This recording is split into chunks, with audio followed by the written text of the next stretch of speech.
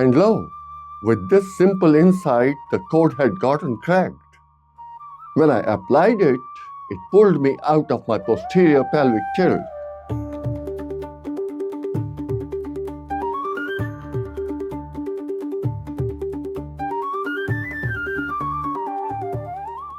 My name is Ladi Ojas. Welcome to Skeletal Leap, a living adventure.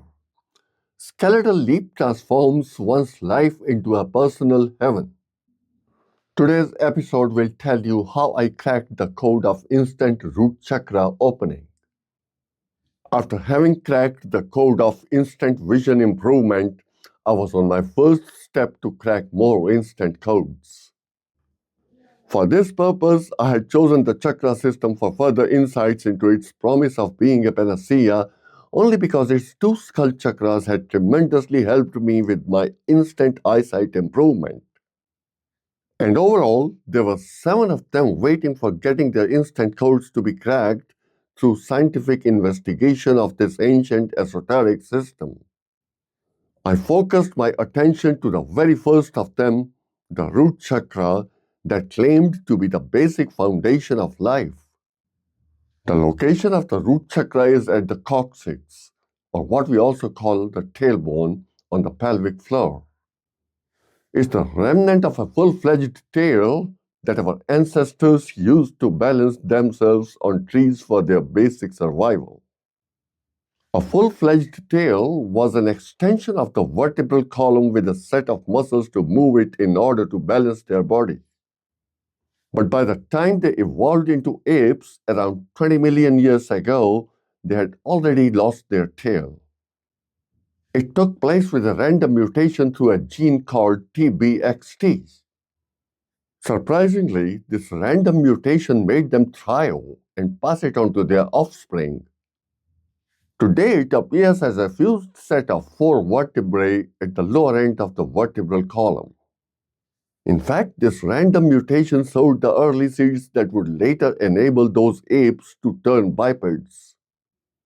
In between, their tail muscles evolved into muscular hammock-like mesh across the pelvis. When they later stood up on their toes around 4 to 7 million years ago, they already had a well-developed muscular hammock to support the weight of their vertically upright organs. The root chakra reminds us of the balance that is still required as the basic foundation of life for its biological survival. For the same reason, it houses the seed of life energy which keeps us alive and safe. If it's there as a closed root chakra, it goes fearful and anxious. And as it is our inseparable part, it makes us fearful and anxious too. Physical safety and security are its prime concerns as it works at the level of the most basic genetic commands. How does it go closed and block the flow of life energy from moving upward? Pelvic tilt is a movable postural orientation of the pelvis. It's an orientation relative to the thigh bones, knee joints, and the soles of the feet below. It also changes the orientation of the hip joint. When postured right, it subtly supports the weight of the vertebral column above it while keeping its double S shape intact. But that's just a description of the ideal pelvic orientation.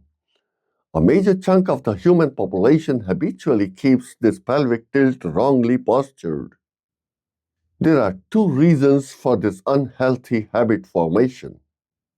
The first one is the downward pull by gravity on its orientation. People give in to this constant downward pull when they lack enough life energy to keep its orientation up. They just let the front of their pelvis drop in relation to its back.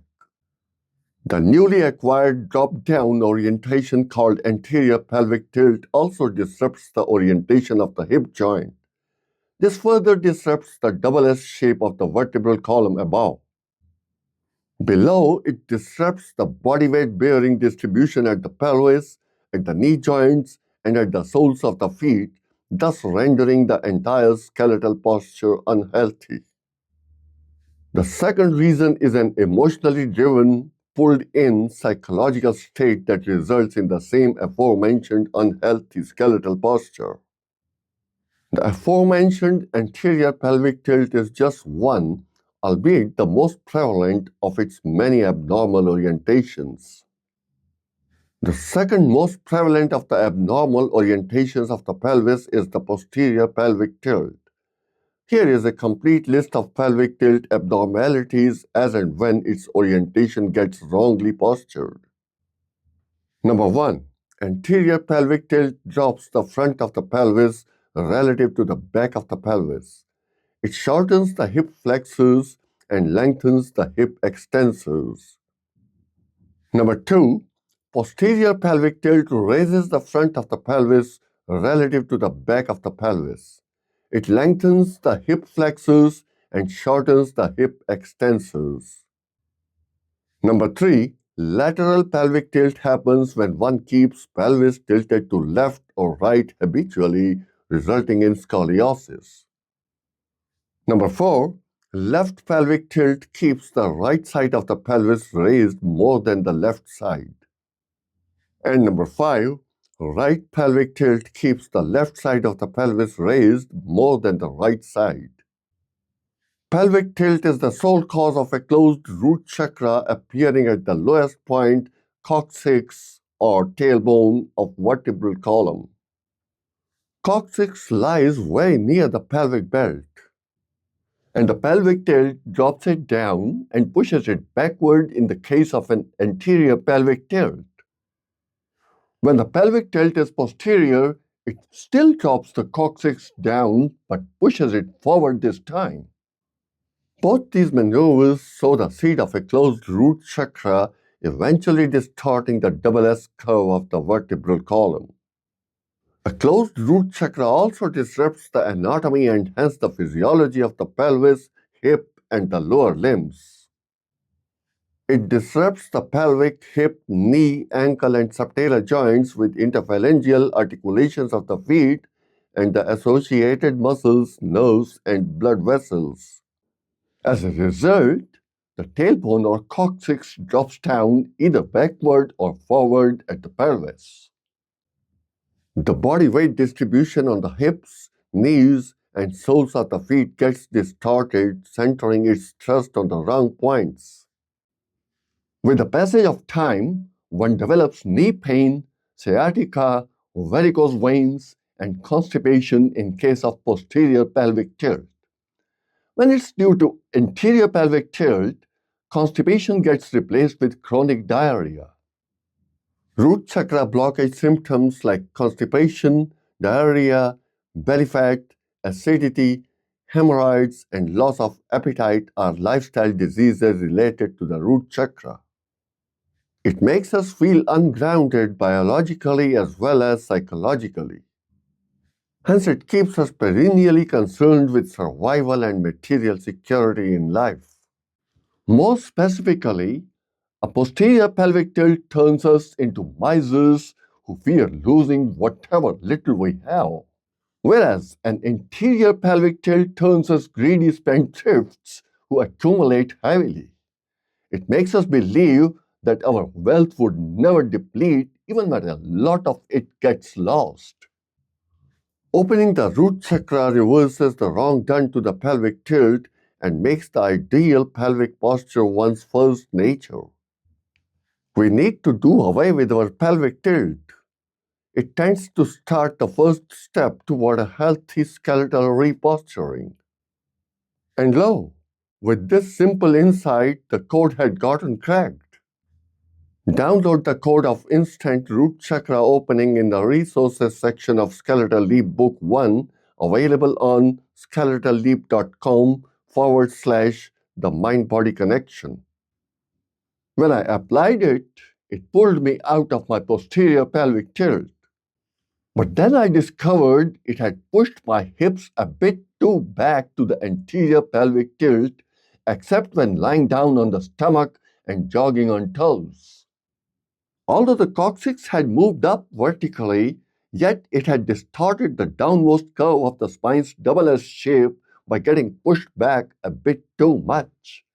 It was this that had caused the anterior pelvic tilt.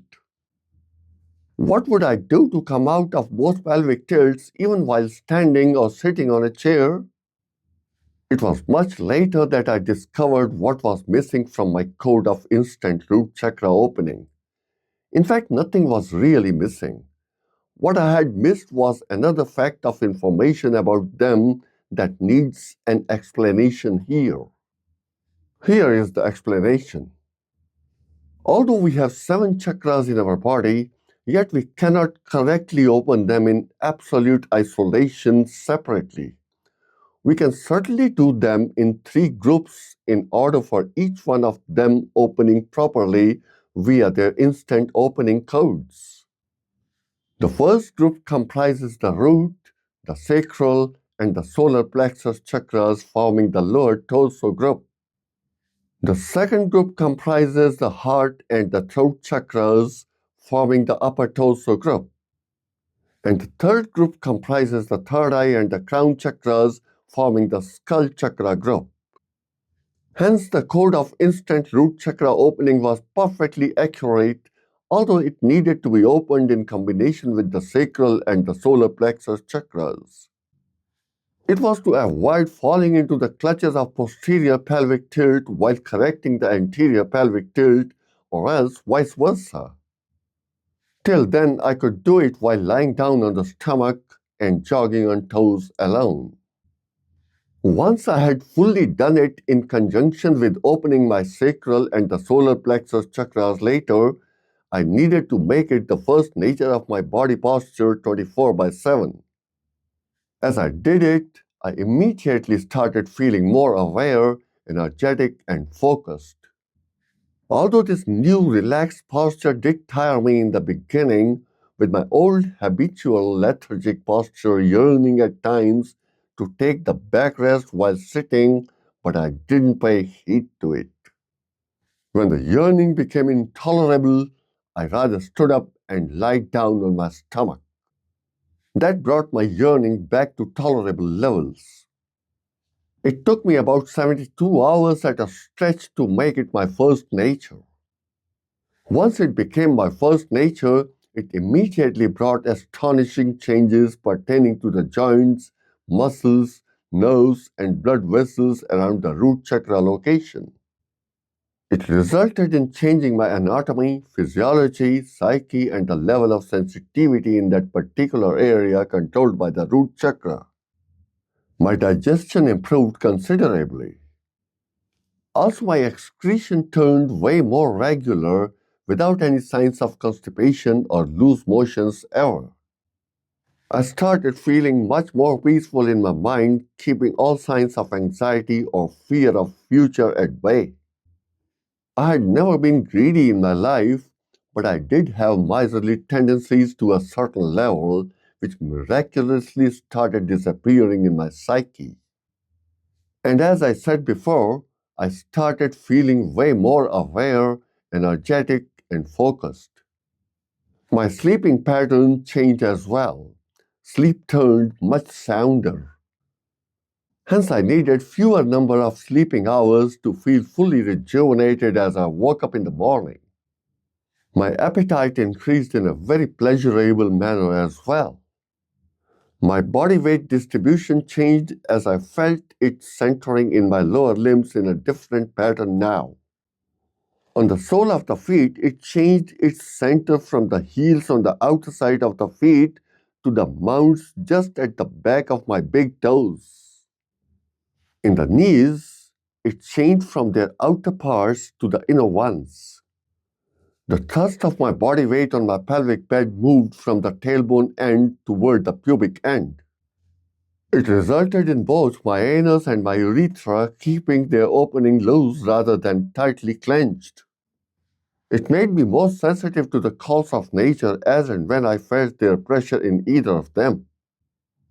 I welcomed all these changes in my body, mind, and spirit, and then proceeded further to search for cracking the code of instant sacral chakra opening. Thanks for listening to this episode of Skeletal Leap, a living adventure. In the next episode, I will tell you how I cracked the code of instant sacral chakra opening. Be a part of Skeletal Leap community. Subscribe to Skeletal Leap newsletter. Click on the link in the description to subscribe.